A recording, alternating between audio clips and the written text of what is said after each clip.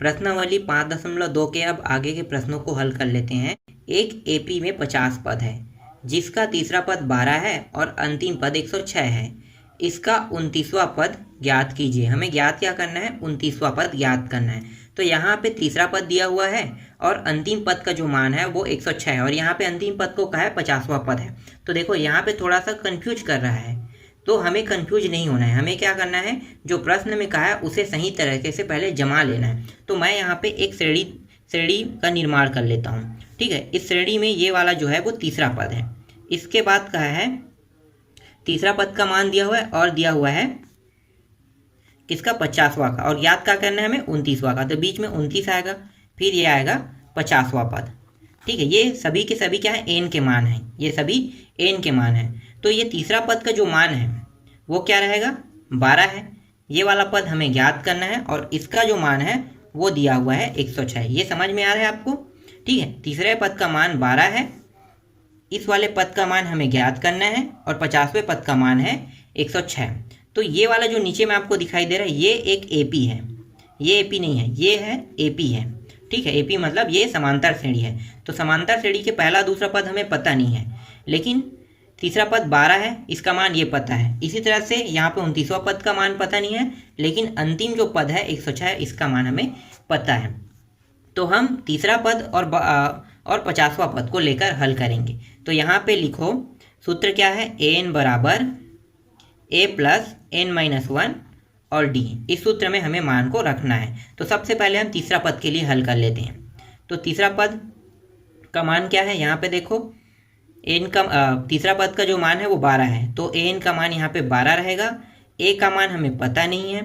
पदों की संख्या कौन सी है? तीसरा, मतलब एन का मान यहाँ पे 3 है। तो यहाँ पे लिखो 3 माइनस 1, और डी का मान पता है क्या? नहीं है, तो ये हो गया डी। आगे हल करो इसको, तो ये हो गया 12 ए प्लस 2d हो गया। इसको हम पहला समीकरण नाम देते हैं।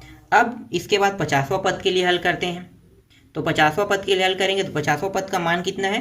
106 है। ए का मान हमें पता नहीं है और एन का मान 50 है, 50 माइनस 1 और डी। तो ये हो गया 106 बराबर ए प्लस 49 डी हो जाएगा। ये हो गया दूसरा समीकरण प्राप्त हो गया। ठीक, अब ये पहला और दूसरा समीकरण को हल करेंगे तो हमारे पास ए और डी का मान आ जाएगा। तो चलो अब इसको हल करते हैं। तो दूसरे समीकरण में पहले समीकरण को घटा दो। तो यहाँ पे लिखो समीकरण 2 में पहला समीकरण को घटाने पर समीकरण 2 है 106 बराबर ए प्लस 49 डी है, और दूसरा जो समीकरण है वो है 12 बराबर ए प्लस 2d है। घटाएंगे तो चिन्ह में क्या होगा? परिवर्तन। ये सभी प्लस में है तो ये सभी के सभी क्या हो जाएंगे? माइनस में हो जाएगा। घटाते हैं तो ये प्राप्त हो गया 4 और ये 9, 94 प्राप्त हो गया। ये दोनों घटाने पे कट गया, प्लस और माइनस के कारण। यहाँ पे प्लस है, ये माइनस है। घटाएंगे कितना प्राप्त होगा? यहाँ पे प्राप्त होगा 47। तो यहाँ पे आ गया 47d। ये जो 47 अगर इस पार लाएंगे तो क्या होगा? 94 को भाग करेगा ये, तो ये आ गया 94/47 बराबर डी। तो डी का मान हो गया 47 दूनी कितना हो गया? 94। तो यहाँ पे डी का मान प्राप्त हो गया 2। यहाँ पे डी का मान निकल गया। अब हम ए का मान निकाल लेते हैं। तो मैं यहाँ पे साइड पे हल कर लेता हूँ ए का मान को, ए के मान के लिए। अब ये जो डी का मान आया है इसे हम समीकरण 1 में रख देते हैं। तो समीकरण 1 कहाँ पे है? देखो यहाँ पे, ये रहा समीकरण 1। हम समीकरण 1 में रखेंगे तो हमारा ए का मान आ जाएगा। तो रख दो। तो समीकरण 1 है 12 ए प्लस, और यहाँ पे 2, और डी का मान कितना है? 2 प्राप्त हुआ है। तो 12 बराबर ए प्लस 4, इस 4 को इस पार ले आते हैं तो 12 माइनस 4 बराबर ए। तो ये प्राप्त हो गया 8। तो ए का मान प्राप्त हो गया यहाँ पे 8 आ गया। ए और डी दोनों मान यहाँ पे निकल गए। अब हम क्या करेंगे? इस ए और डी के मान को हम 29वां पद के लिए मान जब निकालेंगे तो उसमें रखेंगे, क्योंकि हमें ज्ञात क्या करना है? 29वें पद का मान हमें ज्ञात करना है। तो चलो अब हल करो। तो यहाँ पे लिखो 29वां पद बराबर ए प्लस एन माइनस 1 डी। ए का मान 8 रखेंगे, एन का मान 29वां पद है मतलब ये 29 रहेगा, माइनस 1, और डी का मान कितना है, डी का मान है 2। ये हो गया 8 प्लस ये हो गया 28 गुणित 2। तो 8 प्लस 8 दूनी 16 6, हाँ सिलाई 1, 2 दूनी 4 1 5। जोड़ दो दोनों को, तो ये हो गया 8 और 6 14 का 4, हाँ सिलाई 1, और ये हो गया 5 और 1 6 64। तो 29वां पद का मान क्या आया, 29वां पद का मान आया 64। तो ये रहा इसका आंसर। ठीक, ये समझ में आया। प्रश्न जो है वो कंफ्यूज कर रहा है, लेकिन आपको कंफ्यूज नहीं होना है, बहुत ही आसानी से देखो मैंने इसको हल कर दिया। चलो अब आगे बढ़ते हैं अगले प्रश्न की ओर। 9वां प्रश्न है, यदि किसी एपी के तीसरे और 9वें पद क्रमशः 4 और -8 है तो इसका कौन सा पद शून्य होगा। तो देखो यहाँ पे क्या क्या है, शून्य जो मान है उस पद का मान जो है वो शून्य है, तो उस पद के मान में कौन सा पद बैठा है ये हमें बताना है। तो देखो यहाँ पे शून्य देके आपको थोड़ा सा कंफ्यूज कर रहा है, क्यों, क्योंकि इससे पहले वाले जो प्रश्न है उसमें हमने क्या निकाला था, जैसे 29वां पद था तो 29वां पद दिया था, लेकिन इस बार क्या दिया, इस बार मान दिया है उसका, तो हमें इस बार पद ज्ञात करना है। तो आपको यहाँ पे थोड़ा सा कन्फ्यूजन आप हो सकते हो, लेकिन आपको कंफ्यूज नहीं होना है। तो पहले मैं एक सीढ़ी जैसा एक निर्माण कर लेता हूँ, ये बहुत आसान कर देता है प्रश्नों को हल करने के लिए। तो चलो अब हल करते हैं। तो यहाँ पे क्या गया, तीसरा पद और 9वें पद का है। तो मान लो यहाँ पे है तीसरा पद, ठीक है, ये n का मान है, और यहाँ पे कुछ दूरी पे मैं 9वें पद को रख रहा हूँ, ठीक है। तो तीसरे पद का जो मान है वो है 4 है, और 9वें जो पद का मान है वो है 8 है। ये जो दिखाई दे नीचे में ये है AP, ठीक है, ये जो है n का मान है, और ये सभी के सभी क्या है, AP का मान है। हमें इन्हीं के बीच में या फिर पीछे कहीं पे मान जो है वो 0 प्राप्त होगा, तो हमें ये बताना है कि कौन सा पद का मान 0 प्राप्त होगा, ठीक है। तो चलो अब आगे हल करते हैं। तो पहले तीसरे पद के लिए हल कर लेते हैं। तो सूत्र क्या है, an बराबर a plus n-1 d। n का मान कितना रखेंगे, 4 रखेंगे। a का मान पता नहीं है हमें, n का मान 3 है, तो ये हो गया 3 - 1, और d का मान भी पता नहीं है, तो ये हो गया 4 बराबर a प्लस 2d। इसे हम समीकरण 1 नाम देते हैं। इसके बाद 9वें पद के लिए निकालते हैं। तो 9वां पद का मान कितना है, -8 है। a प्लस 9 - 1, और ये हो गया d, तो ये आ गया -8 बराबर a प्लस 8d हो जाएगा। इसे हम समीकरण 2 नाम देते हैं। समीकरण 2 में समीकरण 1 को घटा दो। तो यहाँ पे आप लिख लेना, समीकरण 2 में समीकरण 1 को घटाने पर समीकरण 2 क्या है, -8 बराबर a प्लस 8d, और समीकरण 1 है 4 बराबर a प्लस 2d। घटाएंगे तो क्या होगा, चिन्ह में परिवर्तन हो जाएगा, ये हो जाएगा माइनस, ये भी माइनस और ये भी माइनस हो जाएगा। ये दोनों माइनस माइनस हो गया तो जुड़ जाएगा, तो ये आ जाएगा 12। ये दोनों माइनस प्लस के कारण कट गया, और यहाँ पे देखो ये प्लस में ये माइनस में है तो घट जाएगा। तो क्या आएगा, ये प्लस वाला बड़ा है मतलब 6d आ जाएगा, और यहाँ पे माइनस में रहेगा मान। ये जो 6 है इसको इस पार ले आते हैं, तो ये हो गया -12/6 बराबर d, -12/6 बराबर d। भाग दे दो अब इसको, तो भाग देंगे तो ये आ जाएगा -2 बराबर d। तो d का मान प्राप्त हो गया -2। अब हम a का मान निकाल लेते हैं। तो इन दोनों समीकरणों में से किसी भी समीकरण में रखोगे तो a का मान निकल जाएगा, तो हम समीकरण 1 में रख लेते हैं। तो समीकरण 1 क्या है, 4 बराबर a प्लस 2d है समीकरण 1। यहाँ पे हमें d का मान रखना है, तो 4 बराबर a प्लस 2, और d का मान कितना है 2, तो ये हो गया 4 बराबर a, और ये 2 और 2 कितना हो गया 4, और यहाँ पे माइनस है, प्लस माइनस माइनस, तो ये हो गया 4 हो जाएगा। इस 4 को इस पार ले आते हैं, तो 4 + 4 बराबर a हो जाएगा। तो यहाँ पे a का मान प्राप्त हो गया 8 प्राप्त हो गया, a और d के मान निकल गया। अब हम क्या करेंगे, अब हम जो शून्य जो मान है उसके पदों की संख्या अब निकाल लेते हैं कि कौन से पद में वो मान बैठा हुआ है। चलो देखते हैं। तो सूत्र क्या है, an बराबर a प्लस n-1 और d। an का मान हमें पता है, क्यों, क्योंकि यहाँ पे जो मान है वो 0 दिया है, तो 0 जो है वो पदों का मान है ना, तो पदों का मान हमें पता है, तो इसको मान रखेंगे 0। a का मान है 8 है, और n का मान हमें पता नहीं, यही हमें ज्ञात करना है। तो n-1 और d का मान कितना है, d का मान है -2। इस 8 को इस पार ले आते हैं तो क्या हो जाएगा, -8 हो जाएगा ये। और ये हो गया n-1 और यहाँ पे क्या है, -2 है। ये जो -2 है इसको इस साइड ले आते हैं तो ये हो गया -8 और माइनस के साथ ला रहे हैं तो ये हो जाएगा -2, दोनों आ गया। यहाँ पे बचा क्या, n-1 बचा है, दोनों से माइनस माइनस कट गया और 2 एकम 2 चौके, तो यहाँ पे 4 आ गया। n-1 इस एक को इस साइड ले आते हैं तो 4 + 1 हो जाएगा और ये n हो जाएगा, तो ये हो गया 5 = n। तो n का मान प्राप्त हो गया 5। ठीक, यही इसका आंसर। ये भी समझ में आया आपको। चलो आगे बढ़ते हैं अगले प्रश्न की ओर। 10वां प्रश्न है, किसी AP का 17वां पद उसके 10वें पद से 7 अधिक है, इसका सारवंतर ज्ञात कीजिए। हमें ज्ञात करना है सारवंतर। तो देखो प्रश्न काफ़ी घुमावदार रहता है पर आपको इसमें नहीं फंसना है, ये बहुत ही आसान है, बस घुमा रहा है, लेकिन ये मुझे पता है कि कैसे हल होगा। तो चलो इसको भी हल करते हैं। ये क्या कह रहा है, 17वें जो पद है वो 10वें पद से 7 अधिक है। मतलब आप इसे समझो, पहले ये पहले 10वां पद आता है, उसके बाद कौन सा आता है, 17वां पद आएगा।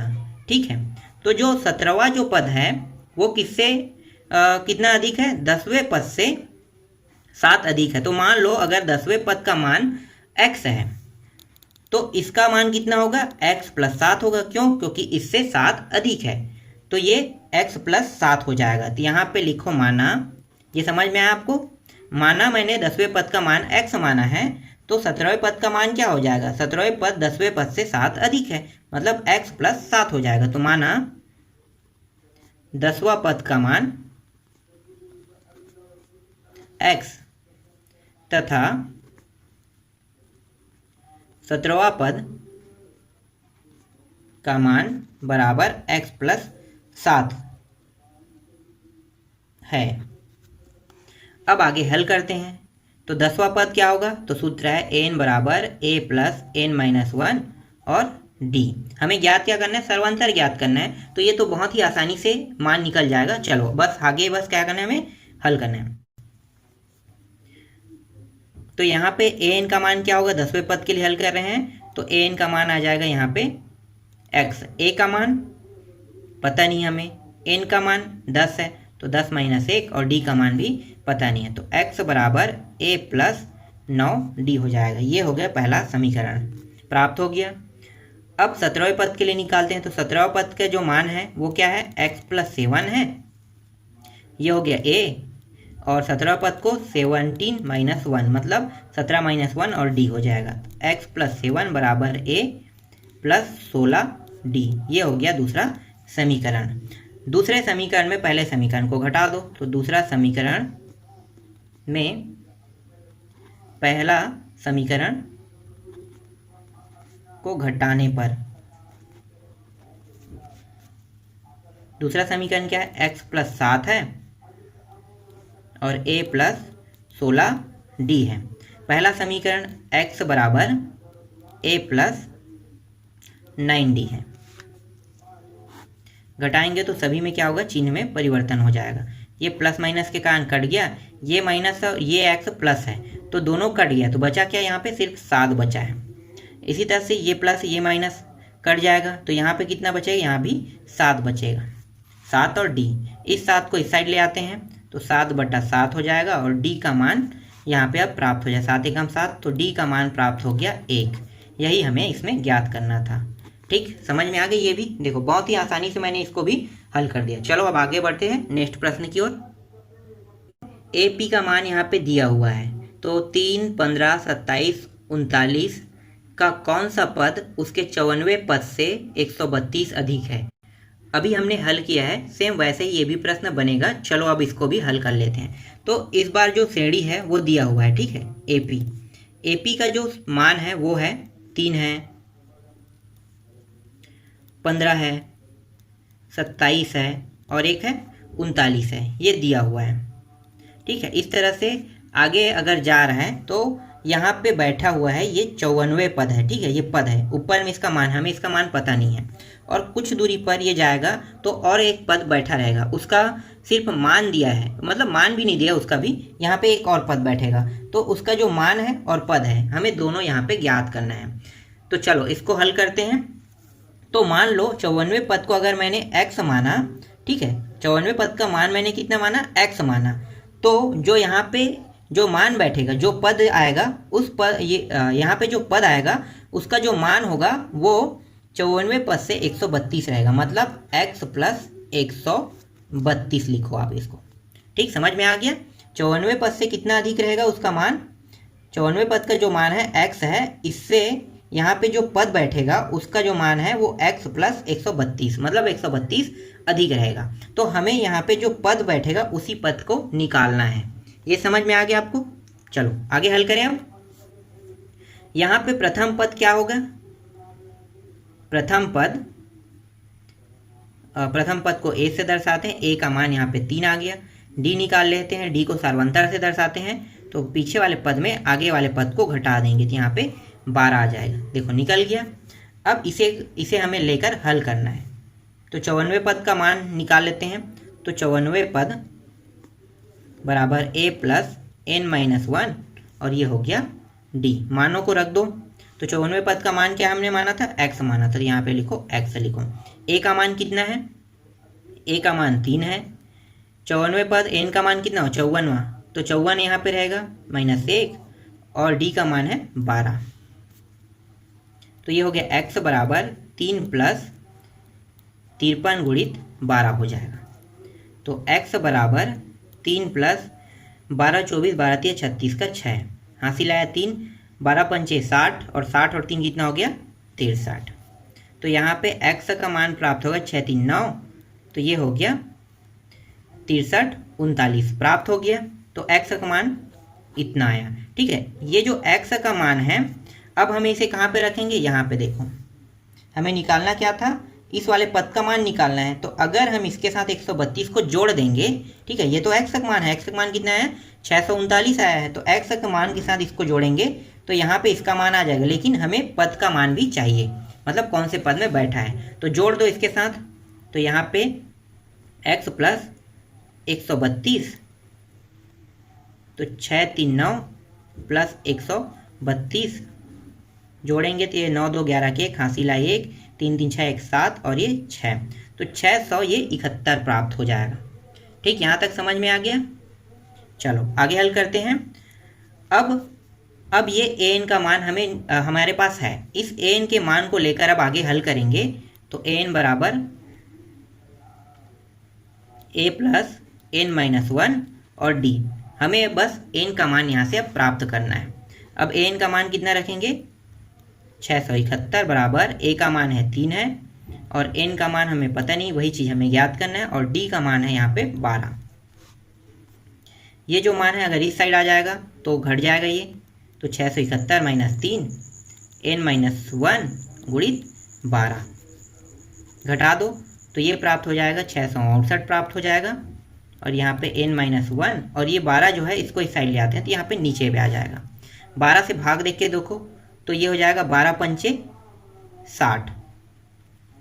और यहाँ पे, हाँ यहाँ पे एक जगह गलती कर दिया हूँ क्योंकि यहाँ पे ये कट नहीं है, मतलब कहीं ना कहीं पे गलती हुआ है। तो चलो देखते हैं गलती कहाँ पे हुआ है।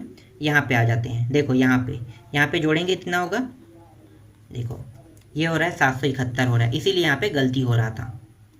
तो इसे थोड़ा सा सुधार लेते हैं। ये भी होगा, ये भी 7 होगा और ये भी 7 होगा। ठीक है, अब हल करो इसे। 12 से भाग दे के देखते हैं तो ये हो जाएगा 12 पंचे 60, 12 छक्के 72, 6 बार गया, बचा कितना 4 और 8 बचा है, तो 12 चौक 48, या 48 आ गया और ये n-1 हो गया। ये 64, एक कोई साइड ले आते हैं तो ये प्लस में हो जाएगा और n, तो यहाँ पे n का जो मान प्राप्त हो गया ये हो गया 65 और यही मान हमें ज्ञात करना था। ठीक, ये भी समझ में आया आपको। 12वां प्रश्न है, दो समांतर श्रेणियों का सार्वंतर समान है, यदि इनके 100वें पद का अंतर 100 है तो इसके 1000वें पद का अंतर क्या होगा।